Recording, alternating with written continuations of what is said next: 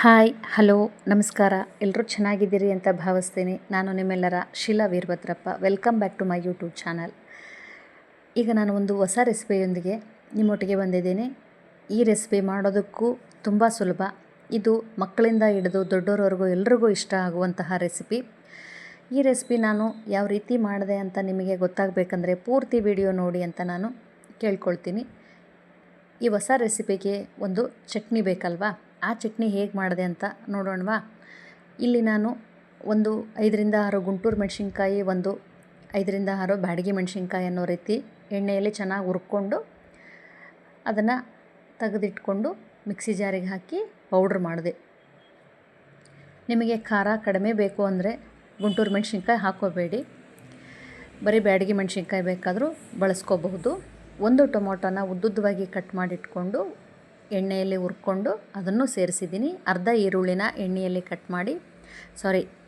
ಉದ್ದುದ್ದವಾಗಿ cut ಮಾಡಿ ಎಣ್ಣೆಯಲ್ಲಿ ಹುರಿದು ಅದನ್ನು ಸೇರಿಸಿದ್ದೀನಿ. ರುಚಿಗೆ ತಕ್ಕಷ್ಟು ಉಪ್ಪು, ಕೊತ್ತಂಬರಿ, ಬೆಳ್ಳುಳ್ಳಿ, ಸ್ವಲ್ಪ ಸಕ್ಕರೆ ಮತ್ತು ಜೀರಿಗೆ. ಸಕ್ಕರೆ ಬೇಡ ಅಂದರೆ ಬೆಲ್ಲನೂ ಸೇರಿಸ್ಕೋಬಹುದು. ಅದಕ್ಕೆ ಸ್ವಲ್ಪ ನೀರು ಹಾಕಿ ಇದನ್ನು ನುಣ್ಣಗೆ ರುಬ್ಕೊಂಡಿದ್ದೀನಿ. ಈ ಚಟ್ನಿ ಮಕ್ಕಳಿಗೂ ಇಷ್ಟ ಆಗುತ್ತೆ, ದೊಡ್ಡವ್ರಿಗೂ ಇಷ್ಟ ಆಗುತ್ತೆ. ಕಾರಣ ಅಷ್ಟೊಂದು ಖಾರ ಇರಲ್ಲ. ಇದರಲ್ಲಿ ಈರುಳ್ಳಿ ಮತ್ತು ಟೊಮೊಟೊ ಹಣ್ಣು ಸೇರಿಸಿರ್ತೀವಲ್ಲ, ಇದರಲ್ಲಿರ್ತಕ್ಕಂಥ ಖಾರದಂಶ ಆ 2 ಪದಾರ್ಥಗಳು ಕಡಿಮೆ ಮಾಡಿರ್ತವೆ. ಹಾಗಾಗಿ ಹುಣಸೆಹಣ್ಣು ಬದಲಾಗಿ ನಾನು ಟೊಮೊಟೊ ಹಣ್ಣು ಬಳಸಿದ್ದೀನಿ. ನೀವು ಟೊಮೊಟೊ ಹಣ್ಣು ಸ್ಕಿಪ್ ಮಾಡಿ ಹುಣಸೆಹಣ್ಣು ಬೇಕಾದರೆ ಬಳಸ್ಕೋಬಹುದು. ಭಾಳ ರುಚಿಯಾಗಿರುತ್ತೆ ನಾನೀಗ ಮಾಡ್ತಾ ಇರ್ತಕ್ಕಂತಹ ಬ್ರೇಕ್ಫಾಸ್ಟಿಗೆ ಈ ಚಟ್ನಿ. ಮತ್ತು ಇದು ಚಪಾತಿ, ಜೋಳದ ರೊಟ್ಟಿಗೂ ಕೂಡ ತುಂಬ ಚೆನ್ನಾಗಿರುತ್ತೆ. ಈಗ ನಾನು ಹೇಳಿರ್ತಕ್ಕಂಥ ಹೊಸ ರೆಸಿಪಿನ ನಾನು ನಿಮಗೆ ತೋರಿಸ್ತೀನಿ. ಇದು ತಂಗಳು ಅನ್ನ, ಅಂದರೆ ರಾತ್ರಿ ಉಳಿದಿರ್ತಕ್ಕಂಥ ಅನ್ನ. ರಾತ್ರಿ ಅನ್ನ ಉಳಿದ ಮೇಲೆ ಇದಕ್ಕೆ ನಾನು ನೀರು ಸೇರಿಸಿ ಇಟ್ಟಿದ್ದೆ.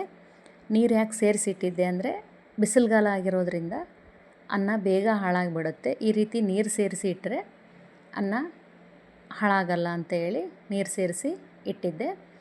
ಈಗ ಡಯಟಿಷಿಯನ್ಸ್ ಎಲ್ಲ ಹೇಳ್ತಾರೆ, ಈ ರೀತಿ ನೀರು ಸೇರಿಸಿ ಅನ್ನ ಇಟ್ಟಿದ್ದನ್ನ ಮರುದಿವಸ ನಾವು ಮೊಸರನ್ನ ಕಲಿಸ್ಕೊಂಡು ಊಟ ಮಾಡಿದರೆ ಕೊಲೆಸ್ಟ್ರಾಲ್ ಬರಲ್ಲ, ಆರೋಗ್ಯಕ್ಕೆ ಬಹಳ ಒಳ್ಳೆಯದು ಅಂತ.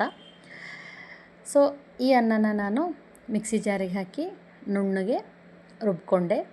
ಈ ರೀತಿಯಾಗಿ ಪೂರ್ತಿ ಸಣ್ಣದಾಗಿ ರುಬ್ಕೊಂಡೆ. ಇದನ್ನೊಂದು ಪಾತ್ರೆಗೆ ತೆಗೆದಿಟ್ಕೊಂಡೆ. ಅಗಲವಾಗಿರ್ತಕ್ಕಂಥ ಪಾತ್ರೆಯಲ್ಲಿ ಈ ರುಬ್ಬಿರೋ ಅನ್ನನ ಹಾಕಿದೆ. ಇದಕ್ಕೆ ನಾನು ಸಣ್ಣದಾಗಿ ಈರುಳ್ಳಿ ಕಟ್ ಮಾಡಿ ಇಟ್ಕೊಂಡಿದ್ದೆ. 2 ಆಲೂಗಡ್ಡೆನೂ ಬೇಯಿಸಿ ಇಟ್ಕೊಂಡಿದ್ದೆ. ಸಣ್ಣದಾಗಿ ಈರುಳ್ಳಿ ಕಟ್ ಮಾಡಿಟ್ಕೊಂಡು ಸಣ್ಣದಾಗಿ ಹಸಿಮೆಣ್ಸಿನ್ಕಾಯಿ ಕಟ್ ಮಾಡಿಟ್ಕೊಂಡು ಇದಕ್ಕೆ ಸೇರಿಸಿದ್ದೀನಿ. ಬೇಯಿಸಿರ್ತಕ್ಕಂಥ ಆಲೂಗಡ್ಡೆನ ತುರಿದು ಇದಕ್ಕೆ ಸೇರಿಸಿದ್ದೀನಿ. ನೋಡಿ, ಈ ರೀತಿ ತುರಿದು ಹಾಕೋದ್ರಿಂದ ಹಿಟ್ಟು ಕಲಿಸೋದಕ್ಕೆ ಈಸಿ ಆಗುತ್ತೆ. ಹಾಗಾಗಿ ಆಲೂಗಡ್ಡೆನ ಬೇಯಿಸಿ ತುರಿದು ಹಾಕ್ಕೊಳ್ಳಿ. ಸ್ವಲ್ಪ ಕೊತ್ತಂಬರಿ ಮತ್ತು ಒಂಚೂರು ಮೆಂತ್ಯ ಸೊಪ್ಪು ಎರಡನ್ನೂ ಸೇರಿಸಿದ್ದೀನಿ. ಸ್ವಲ್ಪ ಅಕ್ಕಿ ಹಿಟ್ಟು ಹಾಕಿದ್ದೀನಿ. ರುಚಿಗೆ ತಕ್ಕಷ್ಟು ಉಪ್ಪು ಸೇರಿಸಿದೆ ಮತ್ತು ಮಸಾಲ ಪೌಡ್ರು ಕೂಡ ಚಿಟಿಕೆ ಅರಿಶಿಣ ಹಾಕಿದ್ದೀನಿ. ಈ ಎಲ್ಲ ಇಂಗ್ರೀಡಿಯೆಂಟ್ ಹಾಕಿದ ಮೇಲೆ ಇದನ್ನು ಮಾತ್ರ ಮರಿಲೇಬೇಡಿ, ಇದು ಕಡಲೆಬೇಳೆ ನಾನು ರಾತ್ರಿ ನೆನೆಸೋದು ಮರ್ತಿದ್ದೆ. ಬೆಳಗ್ಗೆ ಬಿಸಿನೀರು ಚೆನ್ನಾಗಿ ಕಾಯಿಸಿ ನೆನೆಸಿ 2 ತಾಸು ಇದಿಷ್ಟು ಎಲ್ಲ ಮಾಡೋ ಅಷ್ಟೊತ್ತಿಗೆ ಕಡಲೆಬೇಳೆ ನೆಂದಿತ್ತು. ಅಂದರೆ ಎಲ್ಲ ಮನೆಯೆಲ್ಲ ಕ್ಲೀನ್ ಮಾಡಿಕೊಂಡು ನಾನೆಲ್ಲ ಕಾಫಿ ಕುಡಿದು ಇದನ್ನೆಲ್ಲ ರೆಡಿ ಮಾಡಿ ಇಟ್ಕೊಳ್ಳೋ ಅಷ್ಟೊತ್ತಿಗೆ ಕಡಲೆಬೇಳೆ ನೆಂದಿದ್ವು. ಆ ಕಡಲೆಬೇಳೆನೂ ಇದರಲ್ಲಿ ಸೇರಿಸಿ ನಾನೀಗ ಇದನ್ನು ಉದ್ದೋದಕ್ಕೆ ಉಳ್ಳೆಗಳ್ನ ಮಾಡಿಟ್ಕೊಂಡೆ. ಒಂದು ಪ್ಲಾಸ್ಟಿಕ್ ಹಾಳೆ ಮೇಲೆ ಈಗ ಇದನ್ನು ಉದ್ದುತ್ತಾ ಇದ್ದೀನಿ. ನೀವು ಬೇಕಂದರೆ ಬಟರ್ ಪೇಪರು ಅಥವಾ ಬಾಳೆ ಎಲೆ, ಇದು ಅಲ್ಲದೆ ಇದ್ರೂ ಕಾಟನ್ ಬಟ್ಟೆ ಮೇಲೂ ಕೂಡ ಈಗ ಉದ್ದುತ್ತಾರೆ ಕೆಲವೊಬ್ಬರು. ನಾನು ಒಮ್ಮೆ ಟ್ರೈ ಮಾಡಿ ನೋಡಿದ್ದೆ, ಬಟ್ ನಾನು ಯಾವಾಗಲೂ ಈ ರೀತಿ ಉದ್ದುತ್ತಾ ಇರೋದ್ರಿಂದ ನನಗೆ ಅದು ಕಂಫರ್ಟಬಲ್ ಅನ್ನಿಸ್ಲಿಲ್ಲ. ನಾನು ಇದೇ ರೀತಿ ಪ್ಲಾಸ್ಟಿಕ್ ಹಾಳೆ ಮೇಲೆ ಉದ್ದುತ್ತೀನಿ ಯಾವಾಗಲೂ. ಈ ರೀತಿ ಉದ್ದಿ ಮಧ್ಯ ಓಲ್ ಮಾಡಿಕೊಂಡೆ. ಈ ಓಲ್ ಮಾಡಿಕೊಂಡ್ರೆ ಪ್ಲಾಸ್ಟಿಕ್ ಹಾಳೆಯಿಂದ ಹಂಚಿಗೆ ತೆಗೆಯುವಾಗ ಸ್ವಲ್ಪ ಬೇಗ ಬರುತ್ತೆ ಅಂತ ಹೇಳಿ ಓಲ್ ಮಾಡಿಟ್ಕೊಂಡಿರ್ತೀನಿ. ಮತ್ತು ಈ ರೀತಿ ಎಣ್ಣೆ ಹಾಕಿದಾಗ ಎಲ್ಲ ಕಡೆನೂ ಎಣ್ಣೆ ಸಪ್ಲೈ ಆಗುತ್ತೆ ಅಂಥೇಳಿ ಈ ರೀತಿ ಹೋಲ್ ಮಾಡಿ ಇದನ್ನು ತವಾದ ಮೇಲೆ ಬೇಯಿಸಿದೆ. ಬೆಣ್ಣೆ ಬೇಕಂದರೆ ಬೆಣ್ಣೆ, ತುಪ್ಪ ಅಥವಾ ಎಣ್ಣೆ ನಿಮಗೆ ಯಾವುದು ಇಷ್ಟನೋ ಅದನ್ನು ಹಾಕಿ ಬೇಯಿಸ್ಕೋಬಹುದು. ನೋಡಿ ಎಷ್ಟು ಚೆನ್ನಾಗಿ ಬಂದಿದ್ದಾವಲ್ವ. ಎಲ್ರಿಗೂ ಇಷ್ಟ ಆಗುತ್ತೆ. ಮಕ್ಕಳಿಗಂತೂ ಬಹಳ ಇಷ್ಟ ಈ ರೀತಿ.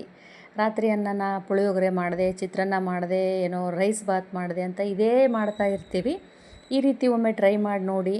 ನಿಮಗೆಲ್ರಿಗೂ ಇಷ್ಟ ಆಗುತ್ತೆ, ನೀವೇ ಕಮೆಂಟ್ಸಲ್ಲಿ ತಿಳಿಸ್ತೀರಾ ಚೆನ್ನಾಗಾಗಿತ್ತು ಅಂತ. ನನ್ನ ಮಗನಿಗಂತೂ ತುಂಬ ಇಷ್ಟ ಆಗಿತ್ತು ಇದು. ಅವನು ಮತ್ತೆ ಮತ್ತೆ ಇದನ್ನೇ ಕೇಳ್ತಾ ಇರ್ತಾನೆ, ಮತ್ತೆ ಯಾವಾಗ ಮಾಡ್ತೀಯಾ ಅಮ್ಮ ಅಂತ. ಬಹಳ ಚೆನ್ನಾಗಾಗಿದ್ವು, ಎಲ್ರಿಗೂ ಇಷ್ಟ ಆದವು, ನಮ್ಮ ಮನೆಯವ್ರಿಗೂ ಇಷ್ಟ ಆಗಿದ್ವು. ನಿಮಗೂ ಇಷ್ಟ ಆಗಿರುತ್ತೆ ಅಂತ ನಾನು ಭಾವಿಸ್ತೀನಿ. ಪ್ಲೀಸ್ ಹೊಸ್ದಾಗಿ ನೋಡ್ತಾ ಇರೋರು ಸಬ್ಸ್ಕ್ರೈಬ್ ಆಗಿ, ಮೊದಲಿಂದ ನೋಡ್ತಾ ಇರೋರು ಪೂರ್ತಿ ವಿಡಿಯೋ ಮಾಡಿ ಕಮೆಂಟ್ಸ್ ಮಾಡಿ ಅಂತ ಕೇಳ್ಕೊಳ್ತೀನಿ.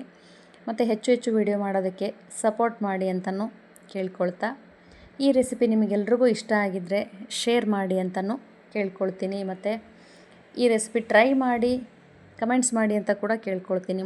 ಇನ್ನೊಂದು ವಿಡಿಯೋದಲ್ಲಿ ಸಿಗ್ತೀನಿ. Thank you.